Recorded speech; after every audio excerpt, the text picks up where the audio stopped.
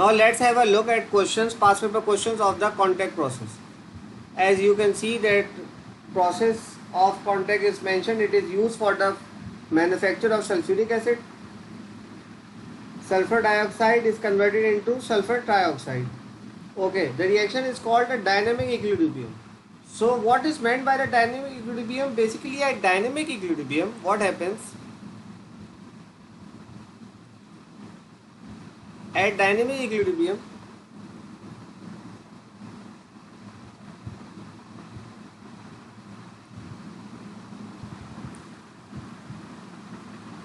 okay, for a reversible reaction,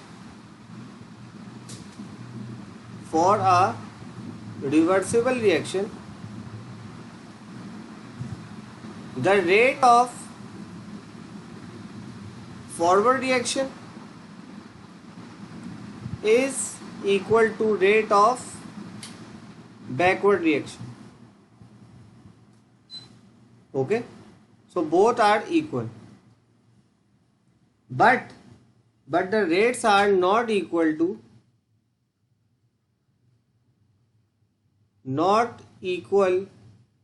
to zero. This is a big differentiation that you should be familiar of.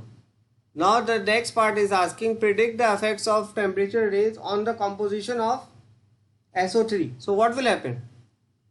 First things first, amount of SO3 will decrease, right? It will decrease. Now why is that? When the temperature is raised, right? When K is raised, K is for Kelvin, temperature is raised, the equilibrium basically shifts to the left. Shifts to left, where heat is absorbed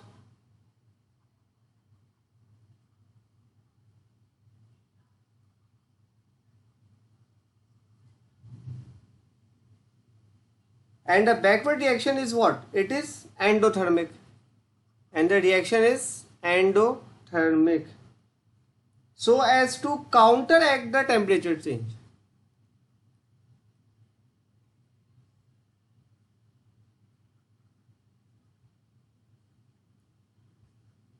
Now, what is the impact on rate of reaction? As we increase the temperature, the rate of reaction increases.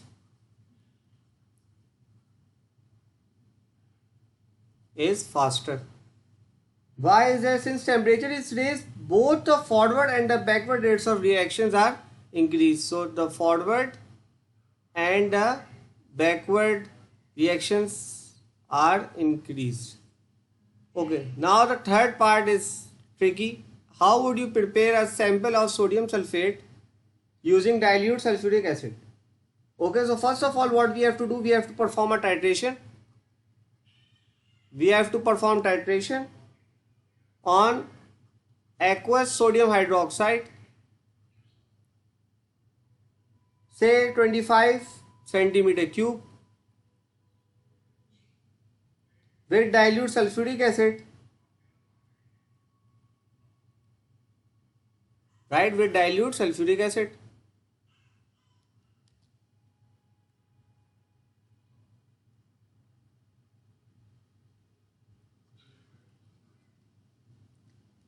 Right? Using a suitable indicator, that is phenolphthalein.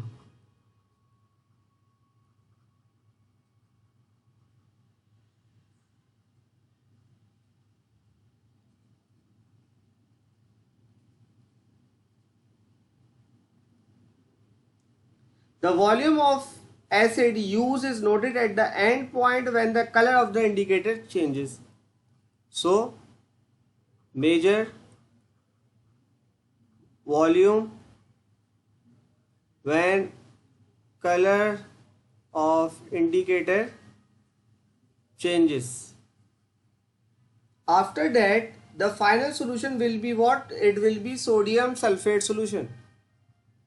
Final solution, sodium sulfate. Crystallize sodium sulfate. So then we will be crystallizing it. Sodium sulfate by evaporation. The crystals are filtered. Crystals are filtered. Wash with cold water. Pat dried using filter paper.